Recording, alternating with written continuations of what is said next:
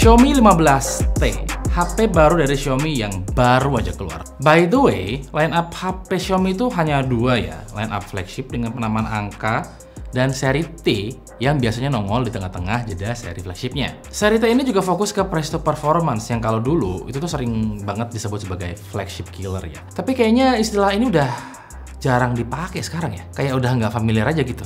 Salah satu kelebihan dari Xiaomi 15T adalah kameranya yang sudah pakai teknologi dari Leica. Secara spesifikasi, kamera di HP ini terlihat biasa aja, tapi dengan adanya embel-embel Leica, tentu hasilnya akan berbeda. Kamera utamanya beresolusi 50 megapiksel bersensor Light Fusion 800 dan sudah punya OIS, dan aperture-nya ada di f1.7. Kamera keduanya adalah 12 megapiksel Leica Ultrawide, dan kamera ketiganya adalah 50 megapiksel Leica Telephoto. Sayangnya, untuk yang varian biasa, belum punya OIS ya di telefotonya. Jadi buat ambil foto tele itu agak sedikit tricky gitu. Untungnya hasilnya lumayan bagus menurut saya. Tahu nggak apa yang paling spesial dari sistem kamera di HP ini? Sensor Leica Sumilux. Saya jelasin sedikit ya soal lensa ini. Sumilux ini salah satu line up lensa high-end buatan Leica ya. Selain Sumilux ada Noctilux, Summicron, Elmarit, dan Elmar. Nama Sumilux sendiri itu gabungan dari bahasa Latin. Sumi artinya tertinggi, dan lux artinya cahaya. Nah, makanya lensa ini punya bukaan diafragma atau aperture yang gede, yaitu f1.7. Gede untuk sebuah lensa di smartphone. Lensa Sumilux juga punya beberapa kelebihan. Misalnya dia pakai 7P Aspherical High Transmittance Lens. Anjay, ribet banget bacanya ya. Yang sangat minim abrasi dan ningkatin transfer cahayanya, yang bikin foto akan lebih tajam. Terus ada coating anti glare yang bisa ngurangin reflektif dan glare secara signifikan, serta naikin akurasi warna, dan ya pokoknya banyak lah. Leica Sumilux ini punya color science yang unik ya, yang bikin foto yang ditangkap tuh jadi kelihatan beda aja dari lensa yang lain gitu. Bahkan ini jadi salah satu kelebihan kamera dari HP Xiaomi menurut saya. Tone Leica-nya tuh artsy banget gitu. Anjay, artsy. Dalam pengujian, saya aktifkan watermark khas Leica ya. Di watermark ini tertulis focal length dalam satuan milimeter. Jadi kalian bisa lihat, jika tertulis 15 mm artinya pakai lensa ultrawide, jika 23 mm artinya pakai lensa utama, kalau 46 mm artinya teleoptical 2 kali, dan kalau 92 mm artinya teleoptical 4 kali. Di atas itu telenya dilakukan secara digital. Oke, kita akan bahas kualitas kameranya. Di kondisi cahaya terang, kamera utama dari Xiaomi 15T ini menurut saya cakep banget untuk harga segini ya. Detailnya tangkap tajam, warnanya keluar, natural, tapi tetap agak vivid biar enak dilihat mata gitu. Rumput kelihatan hijau seger, langit biru tetap adem. Walau pas foto dalam kondisi agak mendung, tapi langitnya sebagian tetap kelihatan biru gitu. Dan highlightnya juga nggak gampang overexpose. Jadi buat foto outdoor, menurut saya apa ini bagus. Dan nggak perlu lagi di retouch ya. Udah dimasak dan siap disantap di media sosial. Untuk foto low light-nya cukup mengejutkan. Kamera Xiaomi 15T udah dibekali mode malam yang cukup agresif. Jadi foto malam nggak cuma terang, tapi juga tetap kejaga detailnya gitu. Lampu jalan nggak gampang overexpose dan shadow nggak kelihatan terlalu gelap. Tapi ya kalau kita zoom fotonya atau cek detailnya banget gitu, noise-nya masih ada, masih kelihatan gitu. Ya wajar sih di harga segini gitu. Lensa ultrawide tapi ini lumayan luas, enak banget buat foto landscape atau foto rame-rame. Distorsi di pinggir frame juga nggak terlalu parah, jadi kepala manusia yang nggak sengaja masuk ke frame nggak jadi lonjong aneh gitu. Warnanya konsisten sama kayak kamera utama, walaupun detailnya sedikit turun ya. Ya maklum 12 megapiksel. Untuk lensa tele ini yang spesial sob. Kemampuan melakukan telefoto sampai 4 kali secara optikal kerasa asik banget menurut saya. Apalagi buat yang suka ambil foto portrait ya. Foto zoomnya tuh kelihatan tajam banget, termasuk saat zoom lebih dari 4 kali, yang artinya udah ke switch jadi digital gitu. Saya melihat ada processing yang cukup agresif di foto digital zoomnya. Misalnya foto burung ini ya.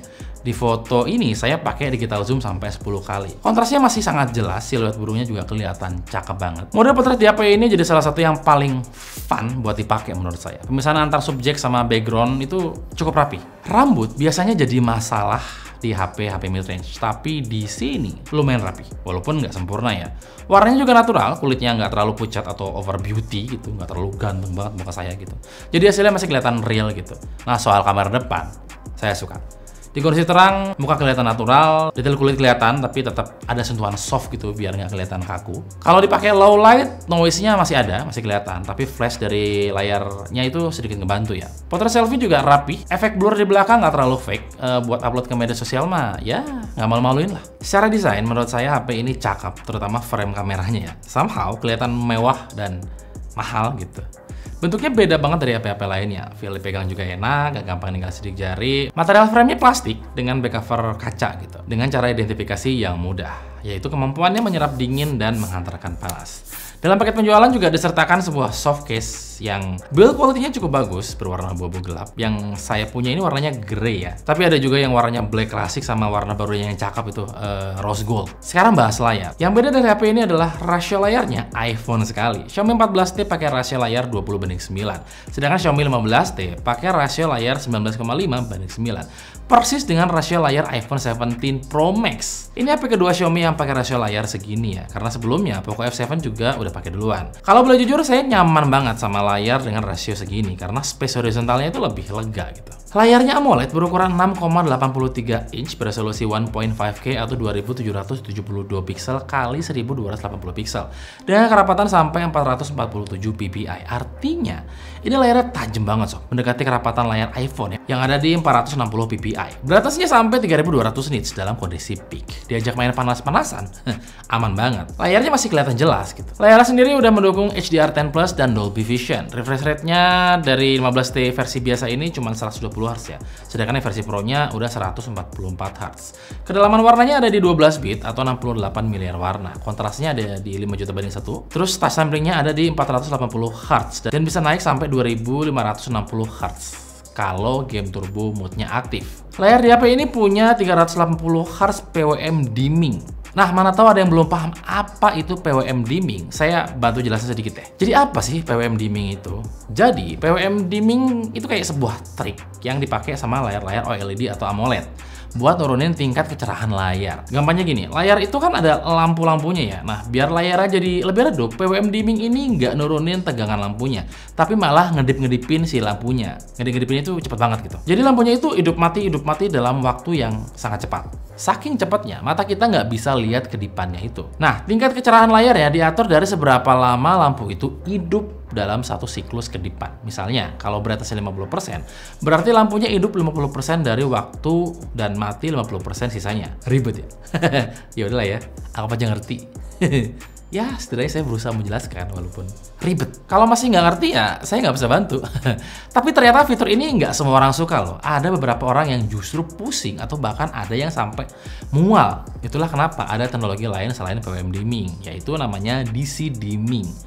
Buat jadi alternatif gitu. Gimana cara kerjanya? Silahkan kalian googling sendiri. Soal sertifikasi juga banyak. Ada TUV Renland Low Blue Light Certified, Flicker Free Certified, dan Circadian Friendly Certified. Oh iya, kaca di HP ini juga udah pakai kaca Corning Gorilla Glass 7i. Upgrade yang signifikan dari generasi sebelumnya. Jadi harusnya sudah sangat durable ya. Lanjut ke performa, HP ini pakai MediaTek Dimensity 8400 Ultra. Performa di HP ini ngebut, angka-angka yang dapat juga sangat impresif menurut saya. Untuk AnTuTu dia dapat angka 1,9 jutaan, untuk Geekbench ada di 1578 untuk single core dan 6098 untuk multi core.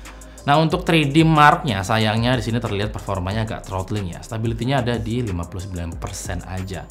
Selain pakai 3D Mark, saya juga coba beberapa aplikasi throttling test lainnya untuk membuktikan kalau HP ini optimal pendinginannya. Di CPU throttling test, performanya turun di angka 95%, sedangkan di burnout benchmark turun di angka 60%. Biar lebih fair, saya akan coba bandingkan dengan Vivo X200 Pro yang pakai SoC yang sama. Di X200 Pro, throttlingnya terasa lebih parah. Di CPU throttling test, drop di 59% dan di burnout benchmark hanya 35%. Nah, untuk 3D Mark-nya, Xiaomi 15T ada di 59% stability, sementara Vivo X200 Pro ada di 43% stability. Artinya, sistem pendingin di HP ini bekerja dengan sangat baik menurut saya. Nah, RAM di HP ini berukuran 12GB LPDDR5X dan bisa kita tambah 12GB lagi pakai RAM virtual. Total RAM-nya ada di 24GB ya. Sedangkan untuk storage-nya ada dua pilihan, 256 sama 512GB. Dua-duanya udah pakai UFS 4.0. Kecepatan bacanya ada di 720 MB/s dan kecepatan tulisnya ada di 705 MB/s.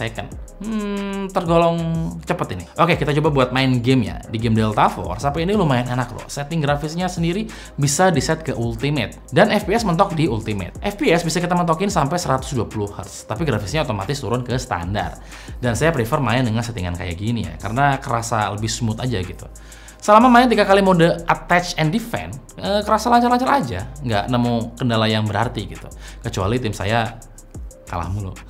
Untuk Mobile Legends, apakah grafisnya bisa di settingan mentok rata kanan? Bisa banget sob.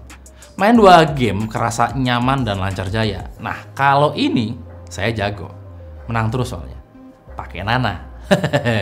Selanjutnya tentu saja game laknat berukuran 36 GB Genshin Impact. Game ini defaultnya otomatis ke settingan medium ya, tapi kalaupun di set ke settingan highest, saya masih ngerasa gamenya itu berjalan smooth gitu, nggak kerasa ada frame drop yang mengganggu.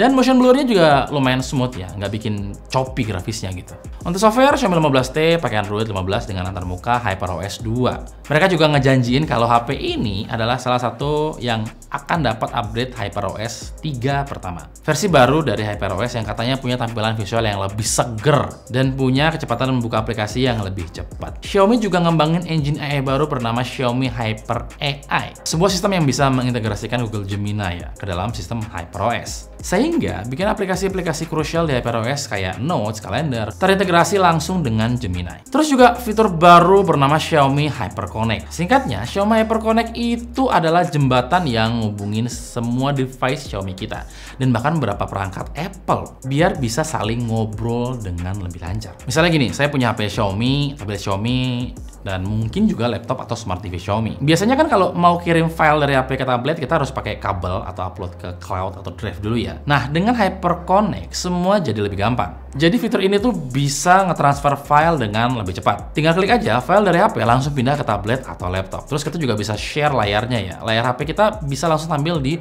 layar tablet atau laptop. Terus kita juga bisa nerima telepon dari device lain. Misal, angkat telepon dari tablet Xiaomi. Dan terakhir, tentunya kita bisa kontrol smart device lain dari HP atau tablet kita. Intinya, Hyper Connect ini bikin ekosistem Xiaomi jadi kerasa kayak satu kesatuan gitu loh. Anjay, nasionalis sekali. Bukan lagi perangkat yang berdiri sendiri. Untuk update, Xiaomi janjiin update OS selama 4 tahun dan update security patch selama 6 tahun.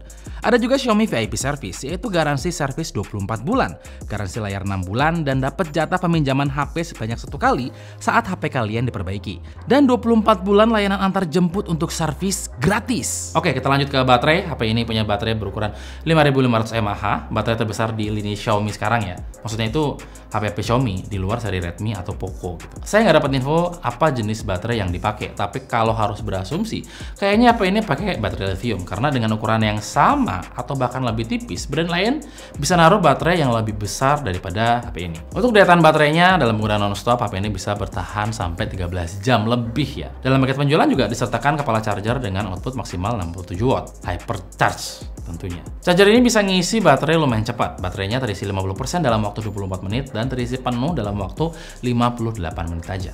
Ini cepat sob. Kesimpulannya, HP ini cakep sob, baik secara visual ataupun secara experience maupun kualitas kameranya. Legacy Leica di flagship Xiaomi memang selalu diturunkan ke seri T ini. Line up yang kameranya nggak pernah mengecewakan. Bahkan saya pakai sejak seri 13T. Klasifikasi market untuk HP ini tuh simple. Buat kalian yang emang punya budget mid-range tapi pingin kualitas kamera yang nggak kalah sama flagshipnya gitu. Sangat sulit buat saya nggak merekomendasikan HP ini. Trust me sob, ini HP bagus.